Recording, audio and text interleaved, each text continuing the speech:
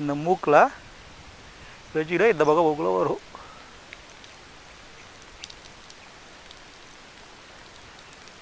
இது ஒரு டப்பா பூரா இந்த பக்கம் ஊற்றிட்டு பார்த்திங்கன்னா இந்த டப்பா முடிஞ்சிருச்சு.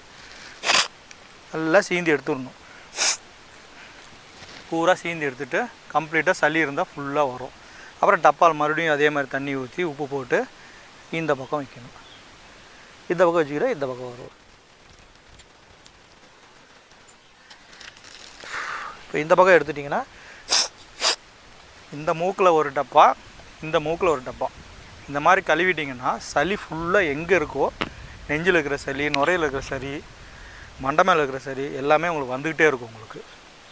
சரிங்களா? ஃபுல்லாக கழுவிடுங்க. தினம் ஒரு 20 நாள் கழுவுங்க. நல்லா சளி பூரா வந்துடும்.